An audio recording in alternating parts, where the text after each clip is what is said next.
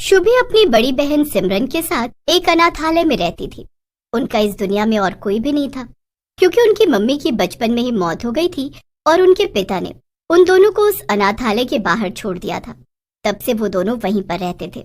एक दिन शुभी अपनी बड़ी बहन और अनाथालय के बाकी बच्चों के साथ खेल रही थी कि तभी अचानक से सिमरन बेहोश होकर जमीन पर गिर जाती है। अरे दीदी, क्या हो गया आपको? दीदी दीदी उठिए। कुछ बच्चे दौड़कर जाते हैं और अनाथालय का ध्यान रखने वाली मीना को बुलाते हैं। मीना कई सालों से अनाथालय में बच्चों का ख्याल रख रही थी। उसके साथ अनाथालय का ध्यान रखने के लिए और भी 2-3 औरतें थी। अरे क्या हो गया बच्चों? सिमरन बेहोश कैसे हो गई? शुभी शुभी, क्या हुआ इसे? मीना आंटी देखिए ना, अचानक से दीदी खेलते खेलते अपने आप ही बेहोश हो गई। एक काम करते हैं, मैं इसे बगल वाले अस्पताल ले जाती हूँ और शुभी तुम भी मेरे साथ चलो।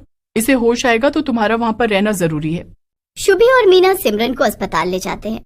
वहाँ पहुँचने पर डॉक्टर शुभी को एडमिट कर लेते हैं और कुछ टेस्ट करते हैं। थोड़ी देर बाद डॉक्टर बाहर आते हैं और मीना से कहते हैं, देखिए, वो लड़की बहुत ज्यादा बीमार है। हमें नहीं लगता वो ज्यादा दिन तक बच पाएगी। ये सुनकर शुभी को बहुत बड़ा धक्का लगता है और वो जोर जोर से रोने लगती है। अब क्या होगा मीना आंटी? दीदी कैसे ठीक होगी? उनके अलावा मेरा कोई भी नहीं था। अब अगर वो भी नहीं रही तो मैं क्या करूँगी? नहीं शुभी, तुम चिंता मत करो, वो जल्दी ठीक हो जाएगी, उसे कुछ भी नहीं हो। मीना शुभी को समझा बुझाकर अनाथालय वापस ले जाती है। ऐसे कुछ दिन बीत जाते हैं और सिमरन तब से हॉस्पिटल में ही एडमिट थी। मीना भी ज्यादातर टाइम हॉस्पिटल में ही रहती थी, मगर शुभी अपनी बहन से मिलने हॉस्पिटल कम ही जा पाया करती थी। एक दिन शुभी अनाथालय में अकेले एक कोने में बैठकर रो रही थी कि तभी उसका दोस्त अमित वहां आ जाता है। अरे क्या हुआ शुभी, तुम फिर से रो रही हो? सिमरन दीदी की वजह से ना। पर मैं एक ऐसी खबर लेकर आया हूँ कि तुम झट से रोना बंद कर दोगी। मैंने उस जादुई पानी के झरने का पता लगा लिया है, जो कि पास वाले जंगल में है। क्या वही झरना जिसके बारे में हमें सिमरन दीदी ने बताया था? उन्होंने उसके बारे में किसी किताब में पढ़ा था, मगर मुझे नहीं लगता वो सच है। अरे नहीं शुभी, यकीन करो, वो बात बिल्कुल सच है। मैंने खुद उस झरने का पता ढूंढ निकाला है। जब सिमरन दीदी बीमार हुई थी, तभी से मैं उस झरने को ढूंढ रहा था, क्योंकि सिमरन दीदी ने ही हमें बताया था कि उस झरने में एक परी रहती है और वो जादुई झरना है और उसका पानी पीकर किसी भी बीमारी का इलाज हो सकता है। तो देर किस बात की है? चलो वहाँ चलते हैं अमित। मुझे नहीं पता कि उस झरने के पानी की बात में कितनी सच्चाई है, मगर फिर भी मैं उसका पानी दीदी को लाकर पिलाऊंगी, क्योंकि अब यही हमारी आखिरी उम्मीद है। और क्या पता वो पानी पीकर दीदी सच में ठीक हो जाए।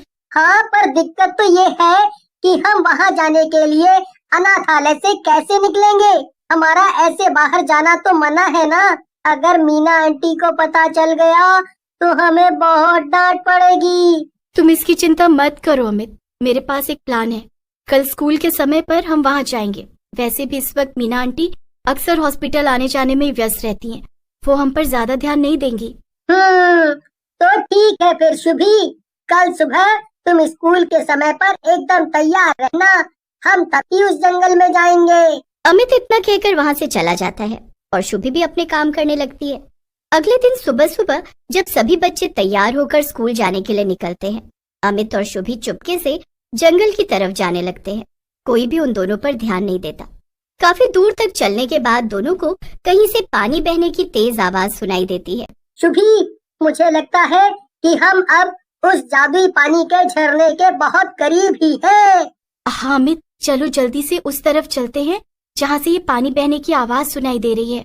शुभी और अमित बहते हुए पानी की आवाज का पीछा करते हैं। वाह, ये तो कमाल हो गया अमित, आखिरकार हमने ये झरना ढूंढ ही निकाला। अमित और शुभी एक बोतल लेकर झरने में से पानी भरने के लिए आगे बढ़ते हैं, लेकिन तभी उन्हें एक डरावनी आवाज सुनाई देती है। उनके ठीक सामने एक डरावनी सी चुड़ैल खड़ी थी, जो उन्हें घूर घूर कर देख रही थी। चुड़ैल उन दोनों से बोलती है, रुक जाओ तुम दोनों, तुम्हारी हिम्मत कैसे हुई मेरे झरने का पानी? चुड़ैल की बात सुनकर अमित डरते हुए कहता है, तुम्हारा झरना? लेकिन हमने सुना है कि ये किसी परी का झरना है। अमित की बात सुनकर चुड़ैल को बहुत गुस्सा आ जाता है और वो कहती है, मैंने तुझसे एक बार कहा ना कि ये मेरा झरना है। अब भाग यहाँ से, वरना तुम दोनों को इसी झरने में डुबोकर मार डालूंगी। अमित और शुभी चुड़ैल की बात सुनकर डर गए और वहां से भागकर कुछ दूर जाकर छिप गए। ये सब क्या है अमित? यहाँ तो चुड़ैल है। अब हम लोग क्या करेंगे? इस झरने का पानी कैसे लेंगे?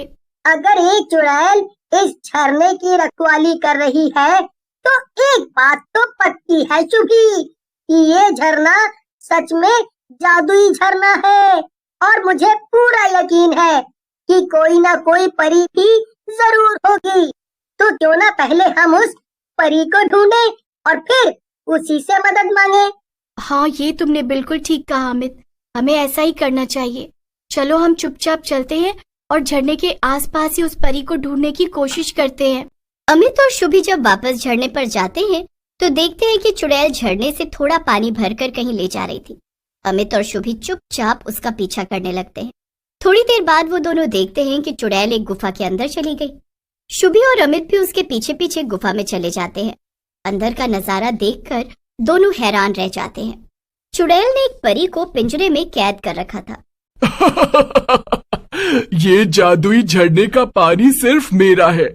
इसे पीकर मैं और भी ताकतवर और खूबसूरत हो जाऊंगी। मैं किसी को भी इसे ले जाने नहीं दूंगी। हमें उस परी को बचाना ही होगा अमित, तभी हम झरने से दीदी के लिए पानी ले जा पाएंगे। मेरे पास एक तरीका है अमित, जिससे कि हम परी को पिंजरे से बाहर निकाल सकते हैं। अमित, तुम यहाँ से बाहर जाओ और झरने से पानी निकालने की कोशिश करो। तुम्हें ऐसा करता देखकर वो चुड़ैल तुम्हारे पीछे जरूर आएगी। जब वो यहाँ से बाहर चली जाएगी तब मैं जाकर परी को खोल दूंगी, फिर हम दोनों आकर तुम्हें बचा लेंगे। अरे ये तो बड़ा ही खतरनाक आइडिया है शुभी, लेकिन अब हम और कर भी क्या सकते हैं। ठीक है, मैं जा रहा हूँ, लेकिन जरा समय पे आ जाना शुभी, कहीं वो चुड़ैल मुझे कच्चा ना चबा ले। हाँ हाँ, डरो मत और जाओ, मुझ पर भरोसा रखो। अमित भागता हुआ जाता है और झरने में से पानी लेने लगता है। चुड़ैल को अपने जादू से ये पता चल जाता है कि झरने के पास कोई फिर से गया है, इसीलिए वो अमित को पकड़ने के लिए जाती है। तभी शुभी भागकर परी के पास जाती है। कौन हो तुम बच्ची? तुम्हें यहाँ नहीं आना चाहिए था। वो चुड़ैल बहुत खतरनाक है। मैं यहाँ आपको बचाने आई हूँ। आप मुझे ये बताइए कि इस पिंजरे को कैसे खोला जा सकता है। वो देखो, सामने जो बक्सा है उसी में इस पिंजरे के ताले की चाबी है। जाओ उसे ले आओ और मुझे आजाद कर दो। शुभी भागकर जाती है और चाबी ले आती है। फिर वो परी को पिंजरे से बाहर निकाल देती है। तुम्हारा बहुत बहुत धन्यवाद बच्ची, तुमने मुझे इस चुड़ैल की कैद से आजाद कर दिया। इसने जादुई झरने पर कब्जा करने के लिए मुझे यहाँ कैद कर रखा था। ठीक है, पर अभी हमारे पास वक्त नहीं है, जल्दी से चलिए, मेरा दोस्त मुसीबत में है। शुभी परी को लेकर झरने के पास जाती है और वहाँ पर चुड़ैल ने अमित को उल्टा कर रखा था। मैंने तुझे मना किया था ना कि यहाँ मत आना, तू फिर से आ गया। अब तो तेरी खैर नहीं। परी जल्दी से अपना जादू करती है और चुड़ैल कमजोर होने लगती है।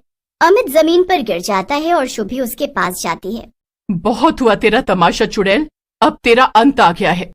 परी अपने जादू से चुड़ैल को छोटा बना देती है और उसे एक बोतल में कैद कर देती है।